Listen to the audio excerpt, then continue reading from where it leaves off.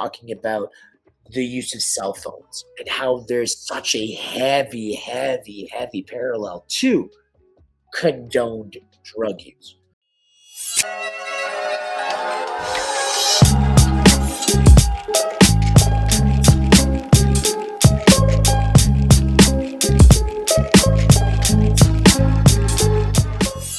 We are going to move forward with cell phones.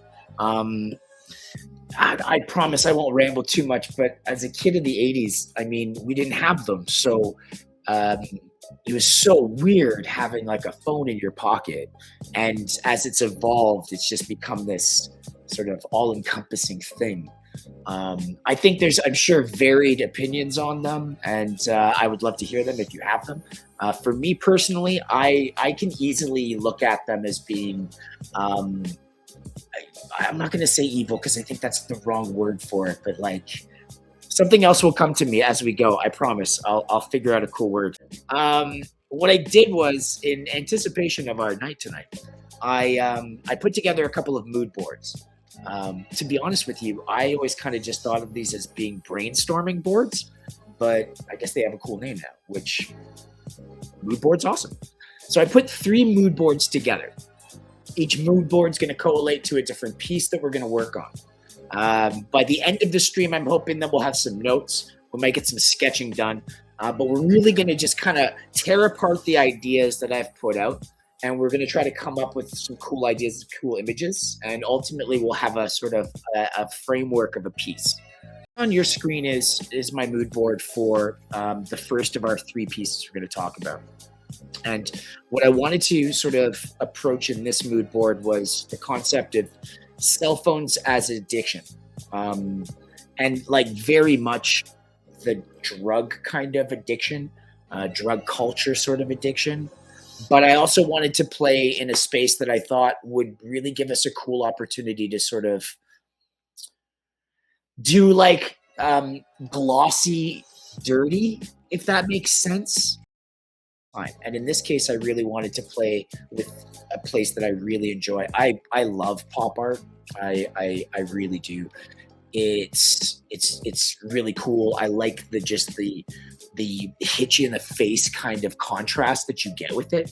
I really wanted to just fuse it with surrealism, and for that, I don't really want to go into it being a formless experience for the viewer. I still want to be kind of hardlined. In fact, I want the pop art part to, I think, push harder than I want the surrealism. But I think we got to play in a bit of a surrealistic fashion. The addiction theme, I did pick this image very specifically, kind of looked at it from the other perspective of like the saccharine clean, I was going to say hospital, sanitary. That's the word I was looking for. That sanitariness, right? That white, like almost IKEA white, or like mid 2000s Apple white. You know what I mean? That like impersonal plastic feel. So that was part of what I wanted to do with the color spectrum. So the material I chose plastic, specifically like a sheet plastic. I was kind of conceptualizing a plastic that was like the plastic that you put in when you're packing a gift bag. You know, that kind with like that sheen to it. It always has like a different sort of hue. It's almost like a gel.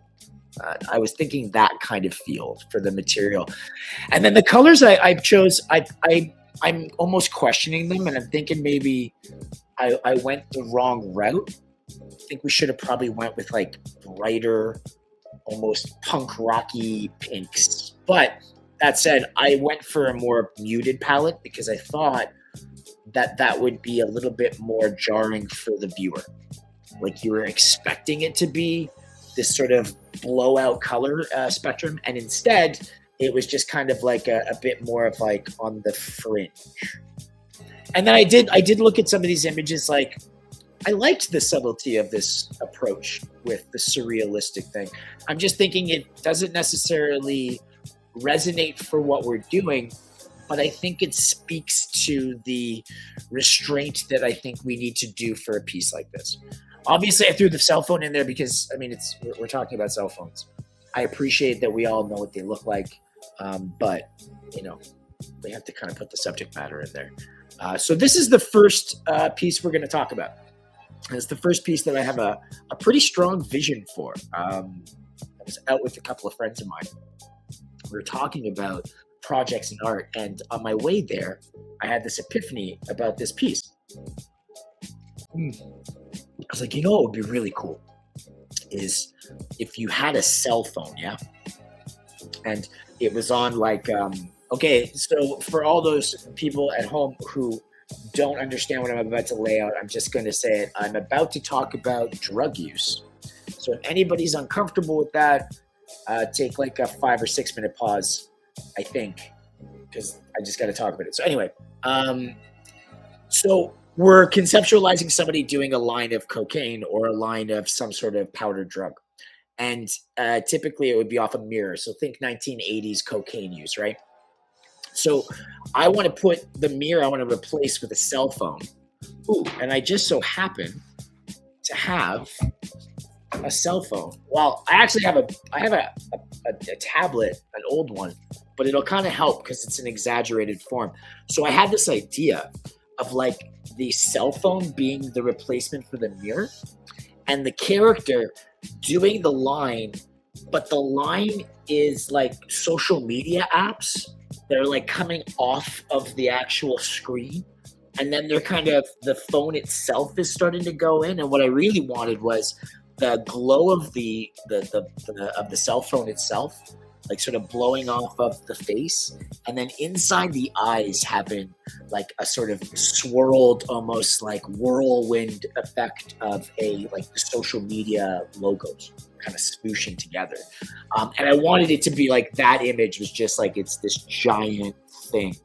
I think it's a really cool image, and I think it really works with the mood board that we've put together, and I'll explain why it kind of works in my head. And maybe you can tell me if I'm crazy. Well, I mean, you can tell me I'm crazy. It's fair. So let's pretend that we're trying to conceptualize this piece. Now, I'll be honest with you.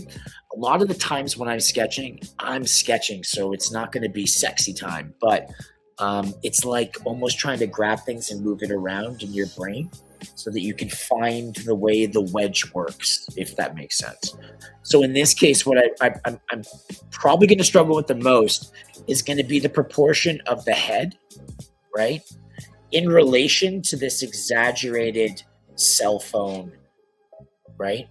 So it's going to be this, like, this is always tough as an artist, I find. I'm sure there's a lot of people don't struggle with it, but I do, which is why the prop is so great to have. So, like, I like the fact that this thing is so huge. It's just not really going to proportion well, but we can kind of, if we position it just so, right? Because I'm thinking that's the angle, yeah? Right? You kind of want that. And then, like, you envision somebody standing over it, right?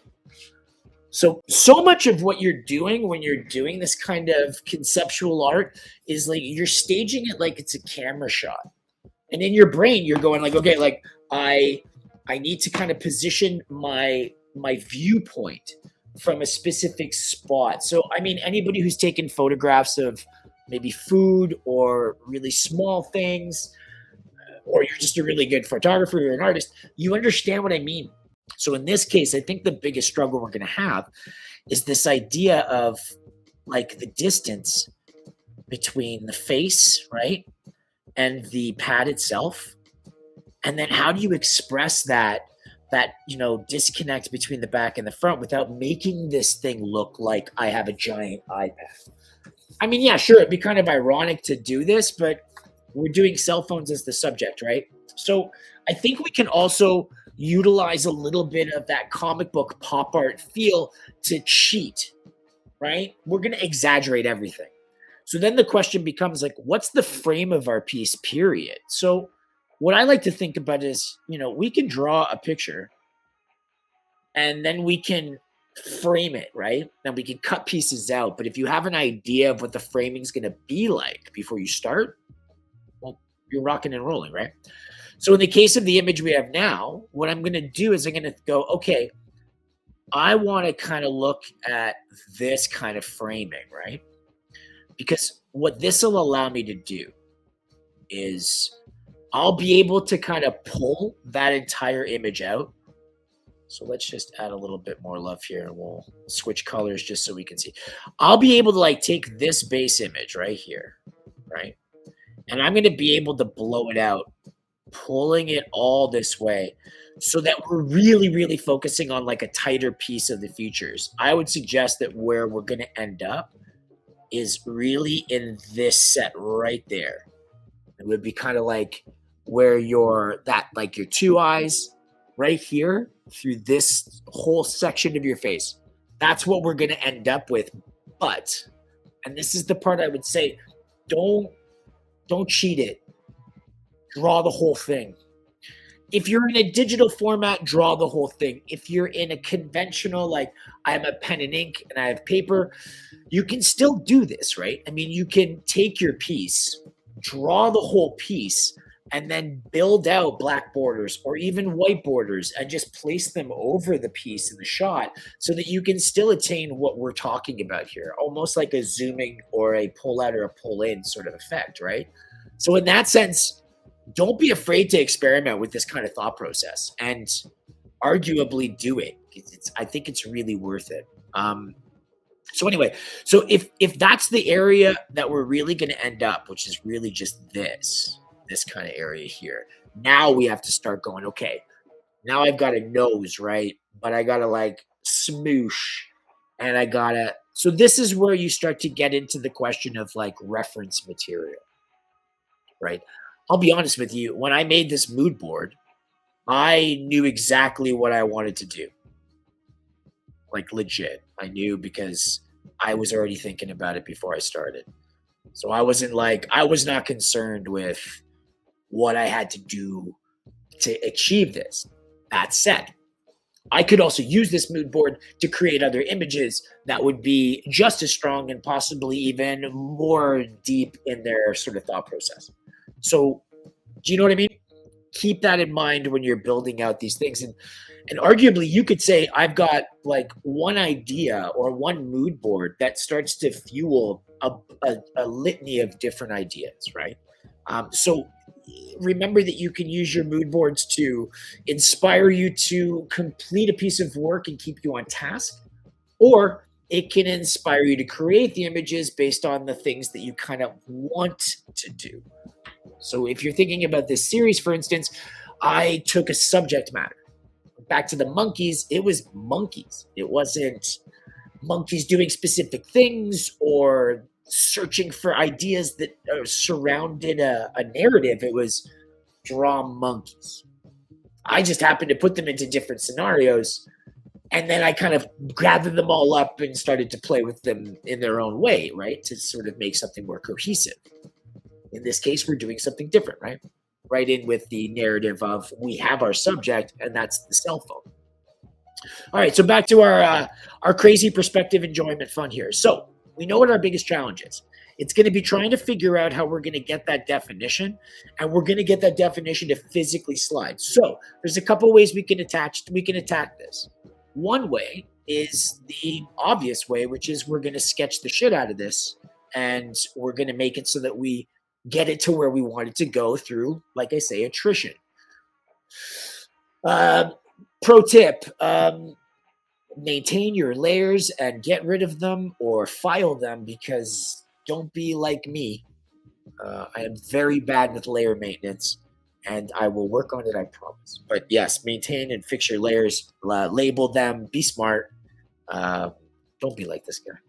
Anyway, so what we could do is we could actually just pop a new layer. I know, don't please. And we'll pick a new color, and we can kind of start looking at it from this perspective. Now, I will say this would save us a lot of time. So we're just going to very quickly merge these guys, and that will allow us to do nothing. All right, so if I'm looking at this face and I'm going to start looking at how it works, we're going to obviously just sort of bisect it like we do. Guys, there are ways to do this, and there are ways that just attack it the way you think is best. I'm just doing it the way I think I can, right?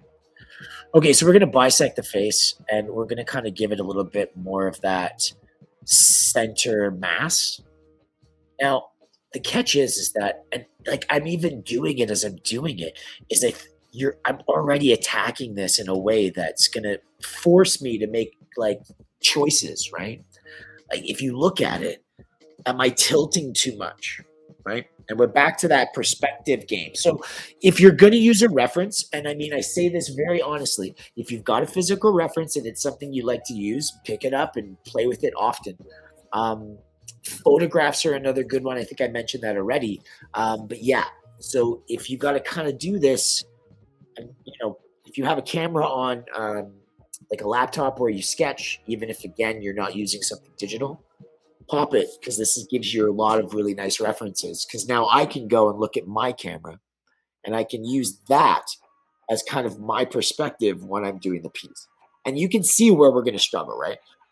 I don't know if I want, you know what I mean? We need to clog the nostril. So I'm thinking this is going to be the answer, right? So now I'm kind of, I mean, even unless I did it like this, I think that might be the better answer, right? Like this, because you can see more of my face. Unless we just remove the hand and we just go at it like that, it might be easier just to forego the hand. I think we're going to forego the hand.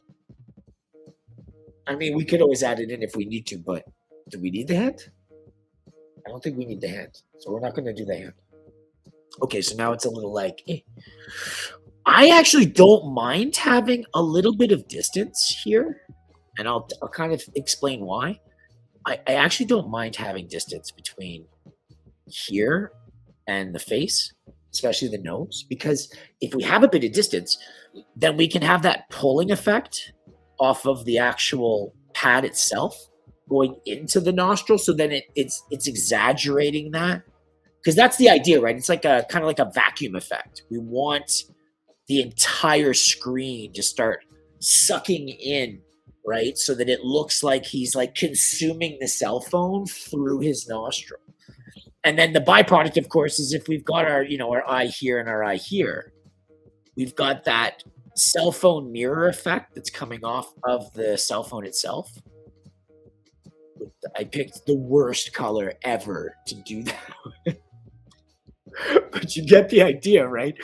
So we've got that opportunity. And then I was like, hey, maybe we can just be, I don't know, maybe I got a thing for eyes and like melting eye sockets or bleeding eyes or stuff coming out of eyes. I like using it. I'm not going to lie. And part of what I really like about this particular piece is that I think we can use like melty eye effect to kind of infer the depth of field that we're dealing with. Does that make sense? Infer, to show. Don't use weird words, man. But to show the depth of field, right? Because if we go, one eye's closer to my shot than the other is, right? The one that's going to get lost in the shuffle, because this eye's gone. Think about it. We're going to pull this entire thing like this way, right? So this is going to get lost right behind all this action that's going into the nose. Okay, so right away, I can tell I'd be nervous about this. I am already, is the one thing I'm thinking. Now hands are tough. I don't know about you guys. Noses?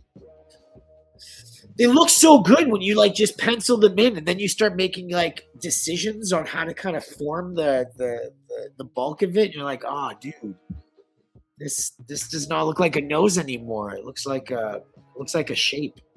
Not a good shape, but it's a shape. Oh, here, mug I designed. I didn't design it. I mean, literally, I just got my art on it. Go to my Redbubble shop. I'm sure there's a link somewhere around there for it. I'm so bad at this. All right, so does it kind of make sense where we're going, like in this sort of a little bit? I hope so. Ironically enough, it makes sense to me. It just may not make sense to anybody else. Okay, so we can sort of see where our challenges lie, and then now it's a matter of going like, okay, so I can kind of play with some of the features of the program I'm using, which will kind of allow me to do some stuff that you can still do if you're using a non-digital format.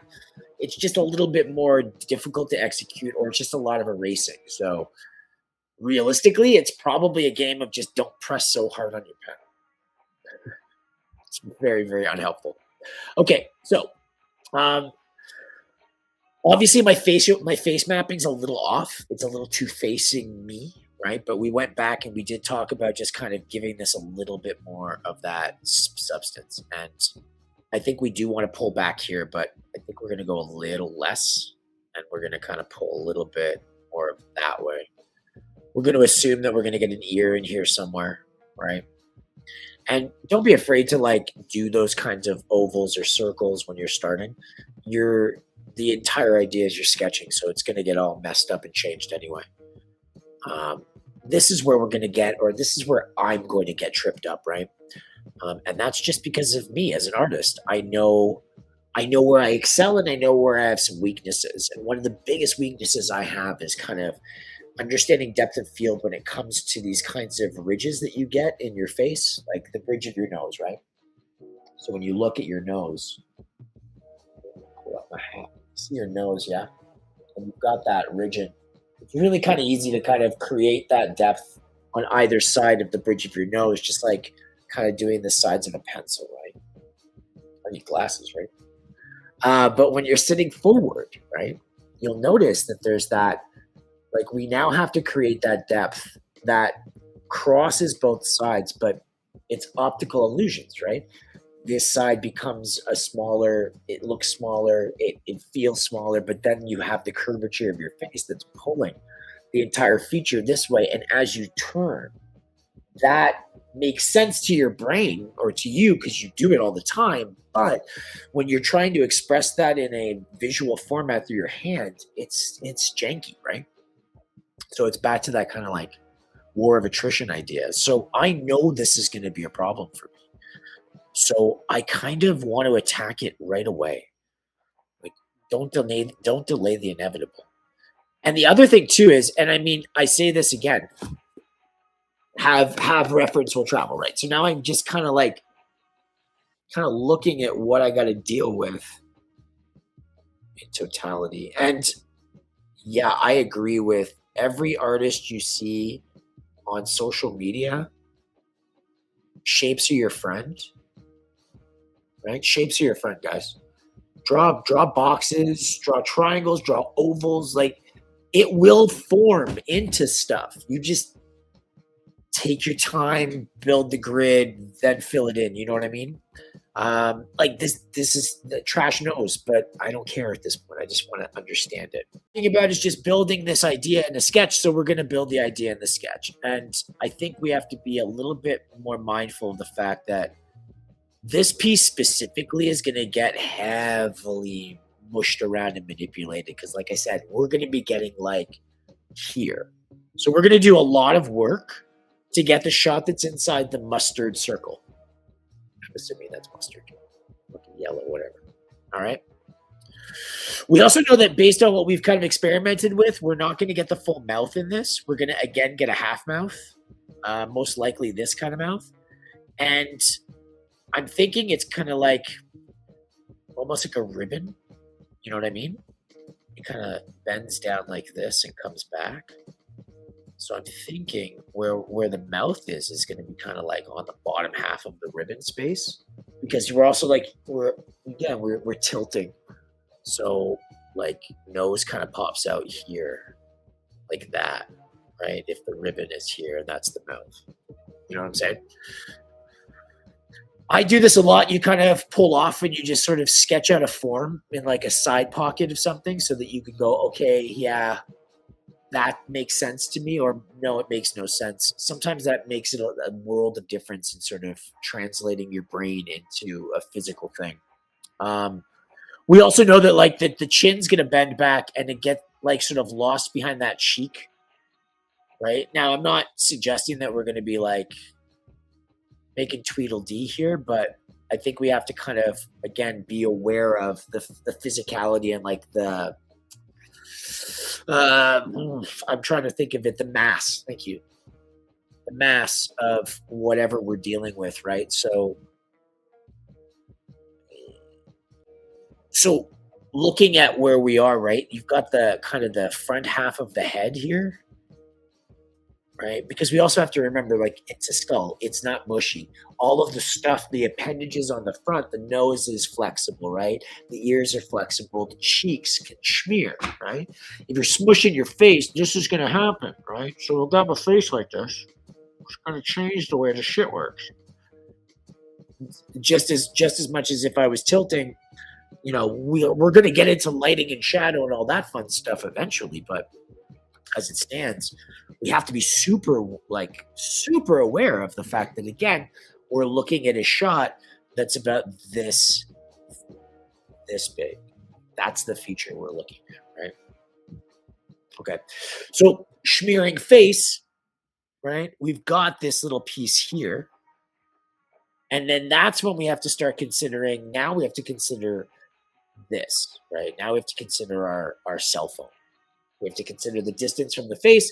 Is it actually smushing, or is it just touching or resting? Lots of little things to consider if you're being detail oriented. Even if you're not being detail oriented, still got to consider it. Like I would argue that, is this brow line on the board? Like, is it on the cell phone? And if so, is that kind of what we're doing? So what you can start to reference is, you can start to create your sort of your floor, as it were, and allow yourself to start to kind of conceptualize what that looks like in terms of like an angle or a slope. So back to our reference, right? If I'm placing, so if I'm placing the object, right, on top of the board, and you're looking at it head on, and I tilt, right? What does that do to this perspective until I put it here? You know what I'm saying? So if you position it in different spots and you conceptualize where you're looking at it from, and that's where the game becomes really interesting, is the more you sort of start to manipulate the space or the slope of what you have the object on, the more you start to see that the object itself starts to change. So you always have to kind of be aware of the fact that it is as much about where your eye line is to where your actual object is in the frame, and then ultimately how that's going to manipulate when you're trying to show it on a canvas or in your piece, right? So that's the other thing too. You might look at something and you want it to look a certain way, but for some strange reason, it's just not adding up in your brain. And the truth is that there's a lot of things that we think we see, but that's not what it is. Your brain's filling in spaces. Like, I'm sure we all know about symmetry and how it's not real. So, and if you had symmetry, you'd look at it and it would just be like, that's weird.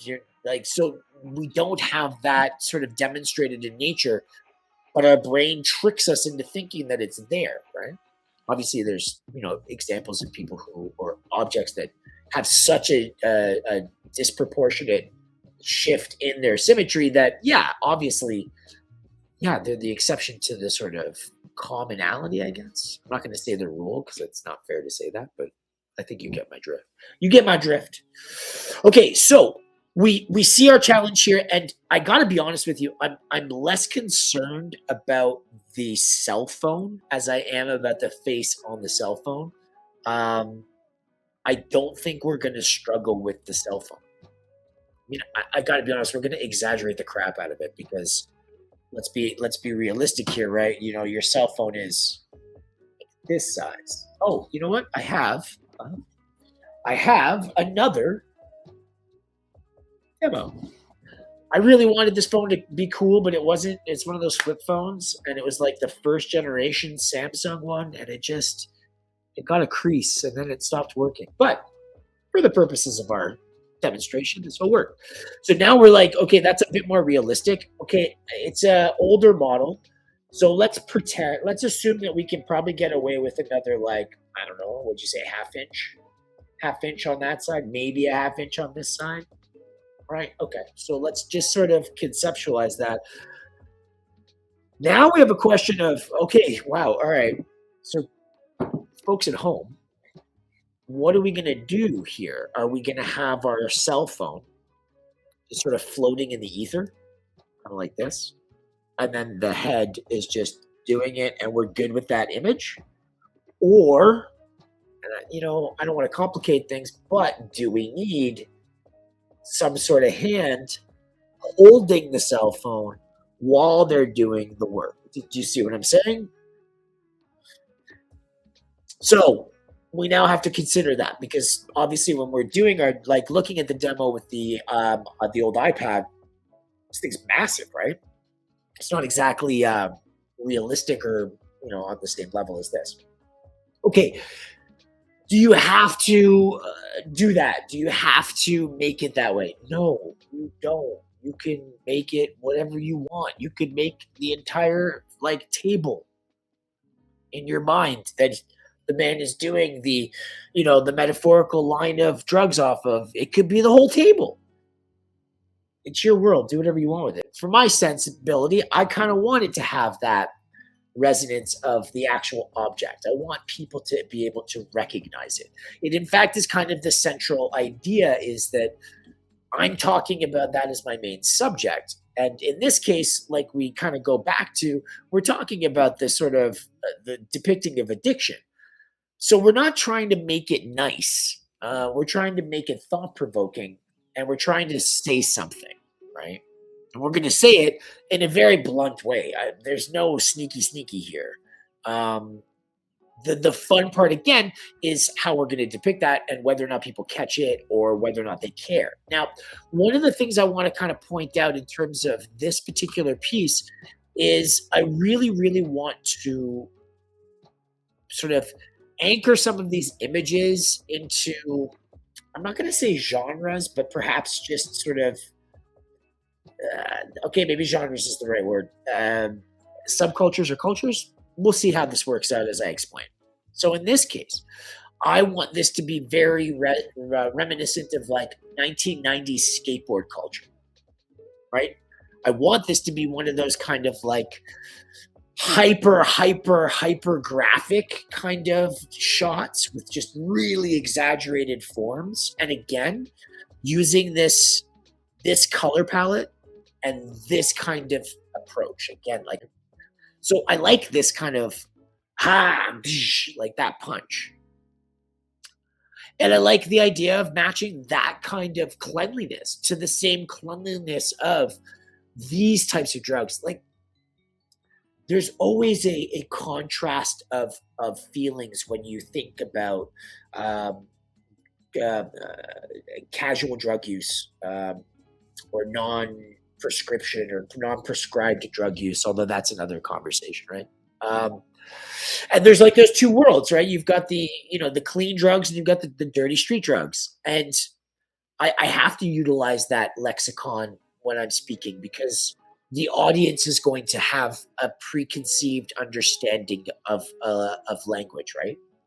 If you put a dirty needle in someone's hand, immediately your audience is going to have an understanding or a preconceived understanding. And if that's not what you're trying to depict, and you're just doing it because that's kind of what your understanding is, I would say you kind of have to dive deeper because that derails it. Like if I had this depiction, I'm going to lose what I'm trying to say. I'm not trying to demonize drugs here. I'm not talking about drugs here. I'm talking about the use of cell phones and how there's such a heavy parallel to condoned drug use. And this is right back in and that's the other thing too. Like if we go back to like Mother's Little Helpers, Laudanum, we have a very rich culture of narcotic use, right? Um, Coca-Cola with Coke, like come on, right? So like if there's condonable drug use, the joke I use, my wife and I joke about, or I say it and she laughs reluctantly, is you're only an addict when you can't afford the drugs. Okay, maybe I'm a bad person for that, but that's the way it is. So I wanted this. I wanted this sanitary, acceptable drug use, right? Because it is acceptable drug use if we're using the discussion point of cell phones, right? then just going full circle back to the color palette, I look at it more and more and I'm thinking like it's a perfect color palette because what we can do is we can just punch highlights, right? Just poof, highlight hard, right? So that we get those really hard contrasts. And what we'll do is because it's pop art that we're doing, we're going to go for these like extremes, right? So we're going to go for like deep, deep line work with a lack of definition in terms of those things. And we'll probably use that sort of newsprint scaling that we'll do. And I think that'll be nice for like adding layers of shades, different size dots with like a pointillism kind of feel, but clean and not over exaggerated. I don't want that to be the main focus of it. It's not a pointillism piece. It's a exaggerated skateboard pop art social commentary. If anybody can figure out how to say that with less words, that would be very helpful. Okay, so we know what we're doing. We have an idea. I like the cell phone. I like what we're trying to say. I like this form. I think we know where our big challenges lie. And it's going to be that like we're right up in your grill. You're right here, all up in the business. And now you're really going to have to kind of focus a lot of attention on getting like really good detail work done.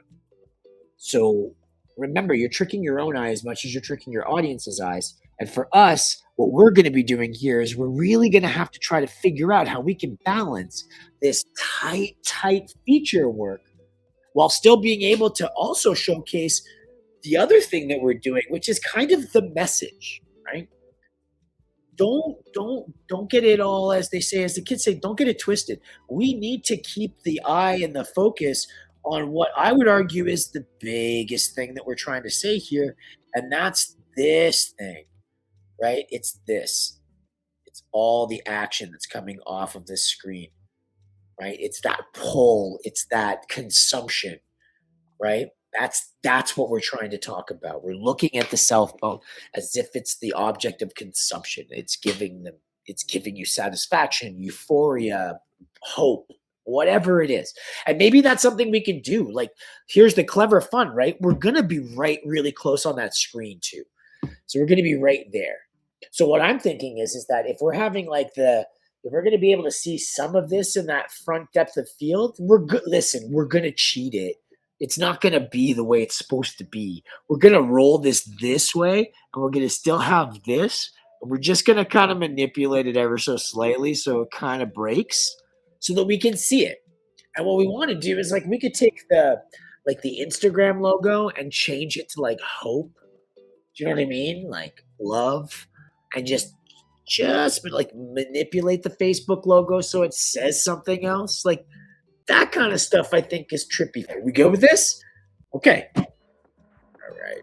I don't think we named this one, but we're just going to call it the addiction one because it just makes more sense. And listen, once we get into it and we get past these points, we'll get there and we'll have names. But I don't name my work. Not right away.